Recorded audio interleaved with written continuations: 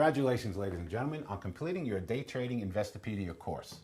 I want to just review a couple of the most important things that we talked about in this course. Number one, money management. Remember, day traders do not fail because of the X's and O's, but they will fail if they don't have the proper money management. Keep in mind that you now own this course, so you'll be able to go back and review it at any point you want. And I actually urge you to do that. Go back and look at our trend trade. Go back and look at our base trade. Look at all of the 6 trading setups. Learn them, know them, own them. Most importantly, remember, it's not how much money we make, it's how much money we keep. I also want to talk to you about an opportunity to get continued mentorship in your day trading career. I have what we call the Green Room. It is a live trading room. I am with my traders from 8 o'clock in the morning till 5 o'clock at night. Every single trade that we do is posted, our entries, our exits, and our stop orders. So if you're interested in getting this continued mentorship, contact me here. I hope to see a whole bunch of you very soon in the Green Room.